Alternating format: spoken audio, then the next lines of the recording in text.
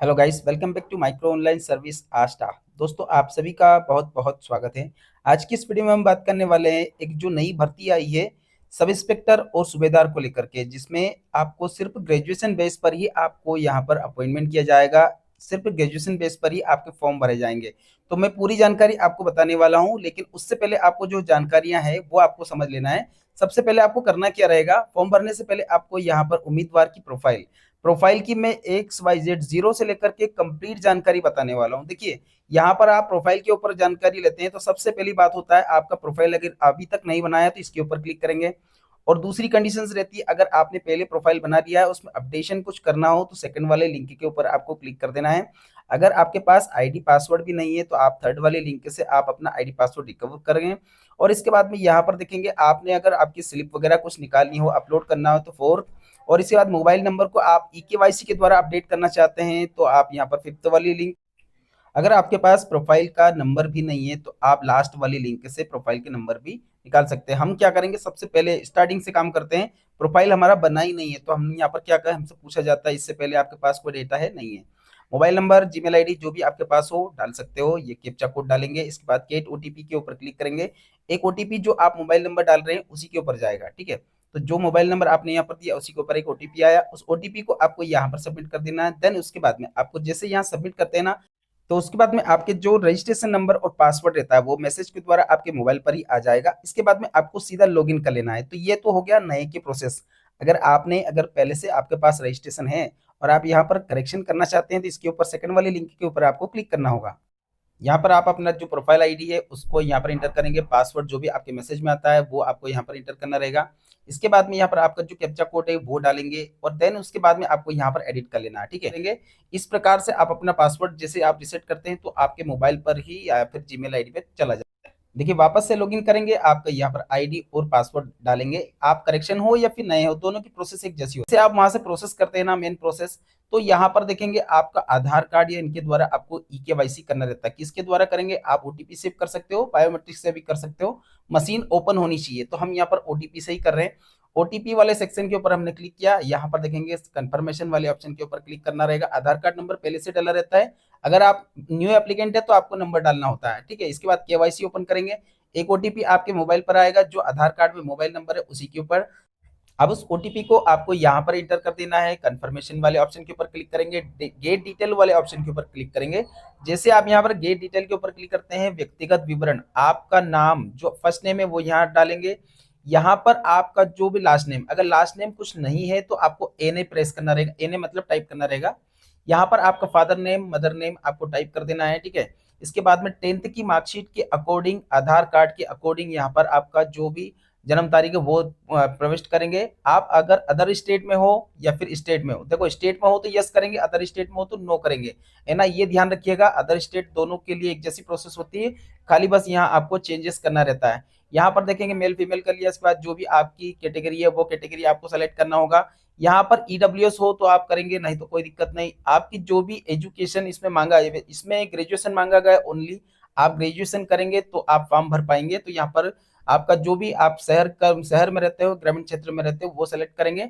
यहाँ पर देखेंगे विकलांगता कुछ आती है, जैसे 40% से ऊपर की विकलांगता अगर आपकी है तो आपको यस करना होगा, हाँ करना होगा, नहीं तो इसे छोड़ देना है। अगर आप नहीं करते हैं तो कुछ भरने की जरूरत नहीं, और अगर भरते हैं तो जानकारियां कुछ बताना होगा। वैकल्पिक विवरण की बात करें तो आपकी शादी हो गई का, अगर यस करेंगे तो पूरी जानकारी भरना होगा। यस करते हैं तो शादी की डेट यहाँ पर लिखेंगे। यहाँ पर कितने बच्चे हैं आपके वो दिखाना होगा, बच्चे अंतिम बच्चे की जन्म तारीख दिखानी होगी। बच्चे जुड़वा है क्या, अगर हो तो हाँ करें, नहीं तो ना करें, इस प्रकार से दिखाना होगा। पत्र व्यवहार, जो भी आपके आधार कार्ड में आपका जो एड्रेस लिखा हुआ है उसके अनुसार आपका गांव, शहर का नाम, यहाँ पर पोस्ट, यहाँ पर तहसील, यहाँ पर जो भी आपका राज्य है, राज्य आपको चुनना रहेगा, जिला। इस प्रकार से आप पूरी जानकारी को सेव करेंगे। यहाँ पर दस्तावेज संलग्न की बात करें तो आपका आइडेंटिटी मार्क में जो भी वो आपको दिखाना रहेगा। आप परीक्षा हाल में कौन सा आप प्रूफ लेकर के जाएंगे, जैसे आधार कार्ड, तो जो भी आप प्रूफ है उसको आपको यहाँ पर दिखाना रहेगा। इसके बाद में क्या कौन से डॉक्यूमेंट्स में आप चेंजेस क्या करना चाहते हैं, आप राइटिंग चेंज करना चाहते हैं या फिर सिग्नेचर चेंज करना चाहते हैं या फिर लाइव फोटो, जो भी आप करना चाहते हैं इसे आपको यस करना रहेगा। घोषणा पत्र के ऊपर क्लिक करेंगे। इसके बाद में यहाँ पर सुधार करें, इसके ऊपर क्लिक करके आगे बढ़ना रहेगा। अब यहाँ पर आपको ध्यान देना है, जो आपका लाइव फोटो, हस्ताक्षर जो भी आपकी जो है इन सभी के बारे में कुछ जानकारियां दी गई है। आपका जो फोटोग्राफ है, आप फोटोग्राफ ले रहे हो तो गुणवत्ता सही होनी चाहिए, फ्रंट फेसिंग होना चाहिए। मोबाइल से भी आप फोटो खींच सकते हो, बारकोड के द्वारा, स्कैन के द्वारा पूरी प्रोसेस को कर सकेंगे। मैं आगे आपको सब दिखाऊंगा। यहाँ पर देख सकते हैं बारकोड जनरेट के द्वारा भी आप पूरा प्रोसेस को कर पाएंगे। इसके बाद में यहाँ पर आपका जो राइटिंग का दिया गया, राइटिंग आपका 40 वर्ड से ऊपर आपको लिखा हुआ होना चाहिए। जो प्रपत्र में दिया वैसे का वैसे आपको कर देना है। यहाँ पर आपका जो फोटोग्राफ है वो अपलोड करेंगे। अब अपलोड करने के लिए फोटोग्राफ का आपका लाइव फोटो खींचने के लिए क्या करना रहेगा, बारकोड इसके ऊपर आपको क्लिक करना रहेगा। जैसे आप क्लिक करते हैं तो इस प्रकार का बारकोड जनरेट होगा। अपने फोन से आप पहले उसे स्कैन करेंगे, स्कैन करने के बाद में आपके मोबाइल में आ जाएगा, तो उसे आप यहाँ पर फोटोग्राफ को खींच लेना है। इसके बाद में यहाँ पर देखेंगे आपका फोटोग्राफ आ गया। फोटोग्राफ होने के बाद में यहाँ पर आपको इसके ऊपर टिक मार्क लगा देना, सिग्नेचर। अब यहाँ पर जो भी आपका टेम्पलेट रहता है उसमें से आपका सिग्नेचर को इस प्रकार से आपको क्रॉप करना रहेगा, जो भी आपका प्रॉपर तरीके से यहाँ पर आगे पीछे आप अपने हिसाब से कर सकेंगे। यहाँ पर इसको राइट वाले ऑप्शन के ऊपर क्लिक करेंगे, छोड़ देना। ठीक है, इसके बाद में यहाँ पर आपका जो राइटिंग रहता है, राइटिंग भी इसी प्रकार से करना रहेगा। यहाँ पर इसको प्रॉपर तरीके से कट मार्क कर लेना। इसको यहाँ पर राइट वाले ऑप्शन के ऊपर क्लिक करके यहाँ से आगे की प्रोसेस कर लेना है। ठीक है, तो यहाँ पर देखेंगे जैसे आप सेव करते हैं आपका फोटोग्राफ, सिग्नेचर और राइटिंग तीनों आ जाएगी। यहाँ पर देखेंगे 700 बाई 800 में आपके डॉक्यूमेंट्स के आपको यहाँ पर लगाना रहेगा, जैसे 10th की मार्कशीट, जन्म प्रमाण पत्र जो भी है। ठीक है, अब इसके बाद में यहाँ पर देखेंगे आपका जो जाति प्रमाण पत्र रहता है, जाति प्रमाण पत्र भी सेम उसी फॉर्मेट में ही लगेगा। इसके बाद में यहाँ पर देख सकते हैं आपका जो भी दिव्यांगता कुछ आते हो तो लगाए, नहीं तो छोड़ दीजिएगा। इसको लास्ट में आपको सबमिट कर देना। सबमिट जैसे करते हैं तो इस प्रकार से आपकी जो है प्रोफाइल है वो कंप्लीट हो जाए। देखिए दोस्तों, वैकेंसी जब ओपन हो जाती है तो आपके सामने इस प्रकार से आपको देखने को मिल जाएगा। जो वैकेंसी के बारे में मैंने पूरी जानकारी आपको बताना चाहता हूँ वो ये है, मध्य प्रदेश पुलिस मुख्यालय गृह के अनुसार सूबेदार और उप निरीक्षक के रिक्त पदों की भर्ती हेतु 2025 की परीक्षा 27 अक्टूबर 2025 से लेकर के 11 नवंबर 2025 तक फॉर्म चलने वाले हैं। यहाँ पर इस लिंक के ऊपर आपको क्लिक कर देना है। जैसे आप यहाँ पर क्लिक करते हैं तो आपके सामने इस प्रकार का कंफर्मेशन रहेगा। इस कंफर्मेशन के ऊपर आपको क्लिक करके आगे बढ़ा देना है। देखिए, लॉगिन करने के बाद में आपके सामने इस प्रकार का इंटरफेस आएगा। आगे बढ़ाएं, यहाँ पर इसके ऊपर आपको सिंपली क्लिक कर देना है। क्लिक करने के बाद देखिए आपका जो फॉर्म है वो यहाँ से स्टार्ट होगा। एक एक जानकारी पूरी शांति से आपको समझ लेना है। यहाँ पर देखेंगे आपका संदर्भ में कुछ आते हो, जैसे भूतपूर्व सैनिक हुआ, पुलिस कर्मी में अगर पहले से हो आप तो इसके ऊपर क्लिक करेंगे। अगर कुछ भी ऐसा कुछ नहीं है तो बिना वर्ग वाले ऑप्शन के ऊपर क्लिक करके छोड़ देना है। मध्य प्रदेश स्थायी निवासी के अनुसार यहाँ पर छूट का आवेदन देख लीजिएगा। सबसे पहले बात करेंगे गृह जिला। आपका गृह जिला जो भी है उसको सिलेक्ट करना होगा। अदर स्टेट वाले हो तो आपको यहाँ पर गृह जिले की जरूरत नहीं रहती है, कुछ लिखा हुआ नहीं आता। अगर आप यहाँ पर इसमें देखेंगे पहले से कोई गवर्नमेंट सर्विस वगैरह में कुछ हो तो आपको हाँ नाम है, आपको ऑप्शन के ऊपर टिक मार्क लगाना है। भूतपूर्व सैनिक में हो तो आप यस करें, नहीं तो छोड़ देना है इसे भी। यहाँ पर देखेंगे मध्य प्रदेश शासन के छटनी शुदा कर्मचारी हो तो यस करें, नहीं तो छोड़ देना है। यहाँ पर देखेंगे आप पहले से कोई तलाकशुदा या फिर इस प्रकार से कुछ हो तो आप यस करें, नहीं तो छोड़ देना है। इसके बाद में ST SC OBC इनमें से कोई सी भी आप कैटेगरी से हो और अगर आप विवाह पुरस्कार से सम्मानित हो तो यस करें, नहीं तो छोड़ देना है। यहाँ पर आपके सामने ये वाला जो पॉइंट है वो है बोनस पॉइंट को से संबंधित। तो यहाँ पर देखेंगे बोनस पॉइंट इसमें मिलता है वो, लेकिन मिलेगा कैसे वो आपको समझ लेना है। सबसे पहले हम बात करेंगे यहाँ पर हाल ही में भारत पाकिस्तान के युद्ध से संबंधित मृतक के अगर परिवार से हो जिनमें आपके किसी भी आपके घर में कोई 2 व्यक्ति आश्रित हो तो यहाँ पर इसके ऊपर टिक मार्क लगाएंगे। भूतपूर्व सैनिक हो, निर्वाचन या फिर इनमें से कुछ अतिशेष कर्मचारी हो, अतिशेष कर्मचारी को यहाँ पर देखेंगे गणना 181 के अगर मान लो आप अतिशेष कर्मचारी हो या फिर यहाँ पर देखेंगे इनमें से किसी भी आप अगर पहले से कोई कर्मचारी हो तो लगा सकते हो। देखिए सी प्रमाण पत्र आपके पास हो, अगर एनसीसी का सी प्रमाण पत्र हो तो बिल्कुल लगाएं। यहाँ पर देखेंगे वर्मा या फिर इनमें से अगर कोई जाति से संबंधित हो या कहीं से बाहर से आए हो।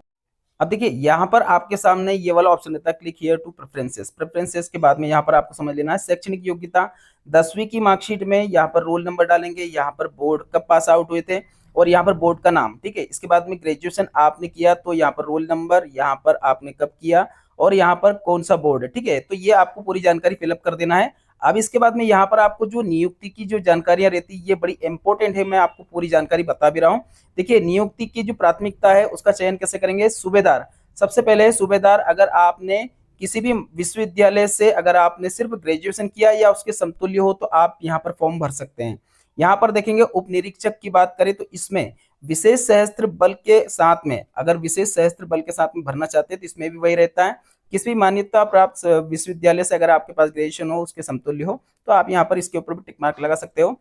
अब उप निरीक्षक में 2 दिया गया है, तो यहाँ पर ये सामान्य ड्यूटी है। सामान्य ड्यूटी में क्या रहता है, यहाँ पर आपके सामने ये ऊपर वाला जो है विशेष सशस्त्र बल, और ये होता है विशेष सशस्त्र बल के अलावा। ये जानकारी, ये कंफ्यूजन रहता है, थोड़ा सा आप अच्छे से समझ लीजिएगा। देखिए मैं आपको एक एक जानकारी बता रहा हूँ। तो यहाँ पर 2 पोस्ट है इसमें उप निरीक्षक के लिए, तो दोनों ही पोस्ट में आपको अगर भरना है, पूरी जानकारी पहले समझ लीजिएगा। ये क्या होता है, विशेष सशस्त्र बल के अलावा जो रहती है ये पोस्ट, वो रहती है जो हम लोग हमारे क्षेत्र के अनुसार हमको लेना है, तो हमने यहाँ पर अप्लाई किया, ठीक है। अब इसके बारे में पहले से आपको समझ लेना है। सबसे पहले हम बात करेंगे विशेष सशस्त्र बल के अलावा। विशेष सशस्त्र बल क्या होता है मैं आपको बाद में एक्सप्लेन करूंगा। देखिए सामान्य भाषा की बात करें तो सामान्य भाषा में आप जो एमपीएसआई का फॉर्म भरने जा रहे हैं, वो आपके सामने जो 3rd नंबर की जो पोस्ट है वो ये है। मतलब अगर आप अपने क्षेत्र के अनुसार आप फॉर्म भर रहे हैं, और अपने क्षेत्र के अनुसार ही आपको विशेष सशस्त्र बल के अलावा अगर पोस्ट भरना है, मतलब अगर सामान्य आपको एएसआई एमपीएसआई का फॉर्म भरना है तो ये वाली, और दूसरी रहती जो 2nd नंबर की होती है विशेष सशस्त्र बल। अब विशेष सशस्त्र बल क्या होता है उसके बारे में समझ लीजिएगा। देखिए विशेष सशस्त्र बल में ये होता है कि आप विशेष श्रेणी में आ जाते हो। उसमें ऐसा रहता है कि आप अपने क्षेत्र से काफी ज्यादा दूर आपको पोस्टिंग मिलती है। यहाँ पर देखेंगे आप सूबेदार की बात करें तो सूबेदार में आप यहाँ पर भरना चाहते हैं, या कौन कौन सी पोस्ट के लिए भरना चाहते हैं। देखिए तीनों पोस्ट अप्लाई करना बिल्कुल कंपलसरी है, लेकिन ये जो पोस्ट में बता रहा हूं आपको विशेष सशस्त्र बल वाली, इसको आखिरी में भरेंगे। देखिए अगर आप यहाँ पर इसे छोड़ देते हैं तो नहीं भराएगा। अब बात करते हैं अदर स्टेट वाले अगर भरना चाह रहे हैं, तो अदर स्टेट वाले के लिए तो यहाँ पर आपके सामने एक लाइन अलग से दिया गया है। अगर आप अदर स्टेट से हो और अगर आपने फॉर्म भर दिया है, तो आपकी जो पोस्टिंग होती है वो जनरल कैटेगरी से ही होगी। मतलब यहाँ पर अनारक्षित श्रेणी, मतलब जनरल कैटेगरी से ही होगी। आप किसी आरक्षित श्रेणी के अनुसार पोस्टिंग नहीं होगी। अब यहाँ पर आपसे पूछा जाता है क्या आप यहाँ पर शारीरिक क्षमता रखते हैं, बिल्कुल रखते हैं। यहाँ पर आपसे पूछा जाता है क्या आप शैक्षणिक अर्हता रखते हैं, बिल्कुल रखते हैं। दोनों के ऊपर टिक मार्क लगा देना है। यहाँ पर देखेंगे 4 आपके सामने जो परीक्षा सेंटर है वो चॉइस करना रहेगा, वो आपके अनुसार आपको करना रहेगा। 4 परीक्षा सेंटर आपको चॉइस कर लेना है। इसके बाद में आपको यहाँ पर आगे बढ़ाएं, इसके ऊपर आपको क्लिक कर देना है। जैसे आप आगे बढ़ा देते हैं तो आपके सामने यहाँ पर कुछ डॉक्यूमेंट्स आपको अपलोड करना रहेगा। जैसे गृह जिले के लिए तो आप अपना मूल निवासी प्रमाण पत्र अपलोड करेंगे।